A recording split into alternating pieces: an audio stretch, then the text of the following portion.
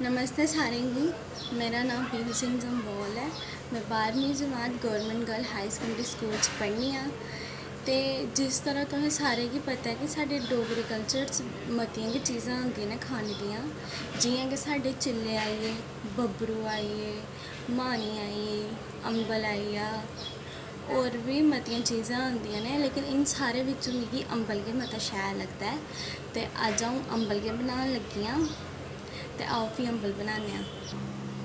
हून असेंगी जेह्ड़ा समान चाहिदा अम्बल बनाने आस्तै, ओह् सारा समान में कट्ठा करियै इत्थै धरे दा ऐ। ते आओ तुसें सारें गी समान दस्सनी आं। सारें कोला पैह्लें अम्बल बनाने आस्तै असेंगी तेल चाहिदा ऐ। तेल में इक कड़छी लेइयै रक्खे दा ऐ। फ्ही असेंगी मेथरे चाहिदे, मेथरे बी रक्खे दे में। फिर असेंगी बसार चाहिदे, बसार बी लेइयै रक्खे दे। ते रंगदार मर्च चाहिदी असेंगी लाल, ओह् बी में लेइयै रक्खी दी ऐ। ते हरी मर्च बी लेइयै रक्खी दी ऐ कि जे हरी मर्च दा जेह्ड़ा सोआद ऐ अम्बले च ओह् मता गै शैल आंदा ऐ। फ्ही में मिट्ठी सौंफ बी लेइयै रक्खी दी ऐ, इसी अस सोए बी आखने आं। ते फ्ही लून बी लित्ते दा ऐ। लून तुसें सोआद अनुसार पाना ऐ, जिन्ना तुस अपनी सब्जी च पांदे ओ। ते गुड़ बी लित्ते दा ऐ, गुड़ बी एह्दे बिच्च पाना ऐ। फ्ही इम्बली बी चाहिदी ऐ असेंगी। इम्बली बी में इक कौली पानी पैह्लें गै लेइयै रक्खे दा ऐ। इम्बली गी भगोइयै रक्खे दा हा ते में हून पानी लेई लैते दा ऐ। ते हून में कड़ाही च तेल पाई लैते दा ऐ। ते तेल मेरा होई गेदा ऐ गर्म। ते हून असें इसगी ठंडा करना थोह्ड़ा। ठंडा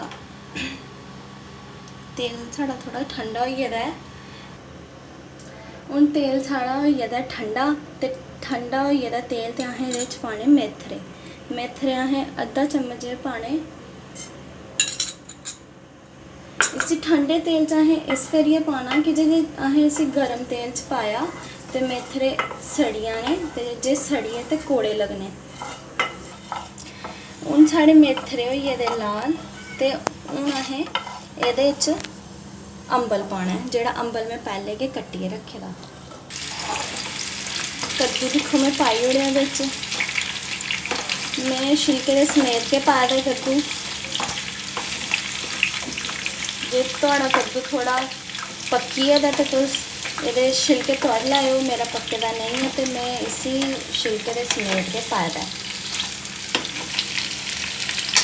हून असें इसी रेड़ा लाई ओड़े दा ऐ क्योंकि साढ़े कद्दू च जेह्ड़ा तेल ऐ ओह् शैल करियै लग्गी जा। ते हून असें एह्दे च पाने न सारें कोला पैह्लें बसार।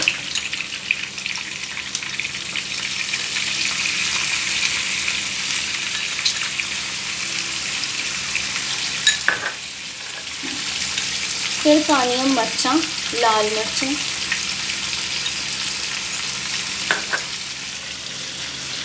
फिर पानी है मिट्ठी सौंफ, जिसे अस सोए बी आखदे। फ्ही असें पानियां मर्चां, हरी मर्चां 2 मर्चां पानियां असें 3। ते एह् मर्चां में पैह्लें गै कट्टियै रक्खी दी हियां कि जे एह्दा जेह्ड़ा सोआद ऐ अम्बले च बड़ा गै शैल आंदा ऐ। हून असें इसी शैल करियै रलाई लैना ऐ। इसी थोड़ी देर पक्कन ताईं रक्खना ऐ, 5 मिंट ताईं। इसी पक्कन ताईं हून में रक्खन लगी आं।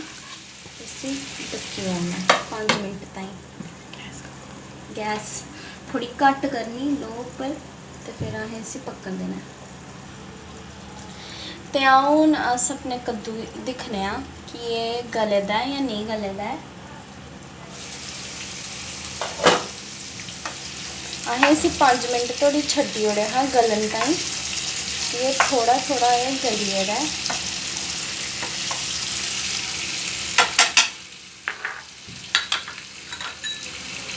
हून असें एह्दे बिच्च लून पाना ऐ। लून तुसें अपने सोआद अनुसार पाना ऐ, जिन्ना तुस अपनी सब्जी च पांदे हो।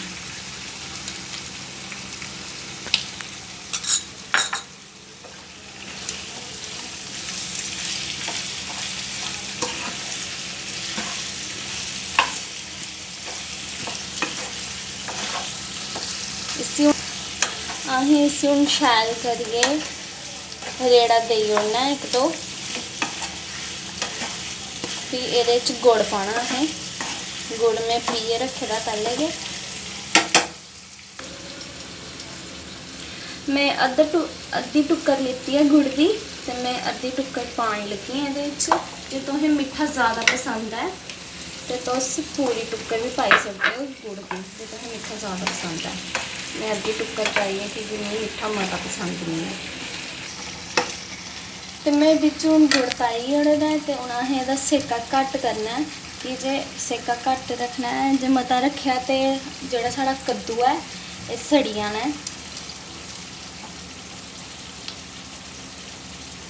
असें इसी बल्ले बल्ले करिए पकाना है। तो हून मैं गुड़ एह्दे च लाई ओड़े दा, ते हून इसी मैं ढक्किए 15 मिनट ताईं छड्डन लगी आं कि जे थोड़ा थोड़ा होर पक्की जा। 15 मिनट होई गेदे साढ़े हून, ते आओ हून अस दिक्खने आं कि साढ़ा कद्दू है जेह्ड़ा ओह् थोड़ा जेहा गले दा है या नेईं।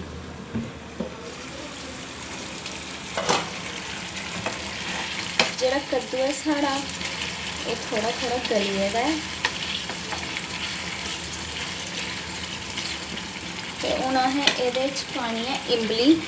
इमली में पैह्ले गै घोलियै रखी दी ही, ते इमली का पानी में रखे दा है, ते हून इमली पानी है।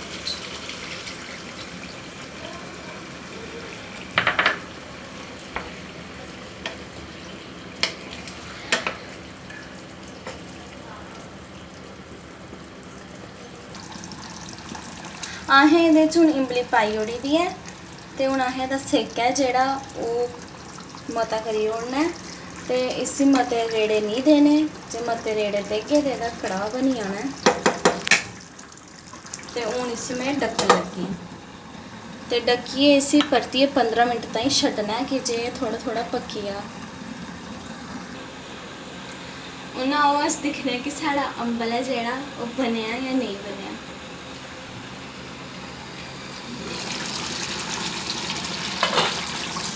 मेरी जेह्ड़ी रसोऽ है पूरी खुशबू नाल भरोची गेदी है। ते हून में दिक्खना कि अम्बल गली गेदा साढ़ा, अम्बल साढ़ा गली गेदा है। ते हून मैं करी ओड़नी गैस बंद, ते इसी ठंडा करी ओड़ना। गैस करी ओड़ी बंद, ते हून असें इसी ठंडा करने ताईं रखना है 5 मिनट।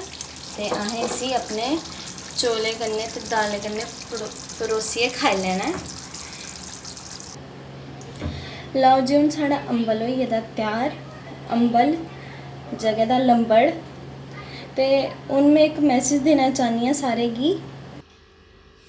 मैसेज एह् है कि अजकल दे जेह्ड़े बच्चे ने ओह् डोगरी बोलना घट्ट पसंद करदे हैं, ते जेह्ड़े उं'दे मां प्यो ऐ ओह् भी उ'नें डोगरी बोलन नहीं दिंदे। जे उं'दा बच्चा कुसै 4 लोकें सामने डोगरी बोली ओड़े ते बड़ी गै शर्मिंदगी महसूस करदे ने।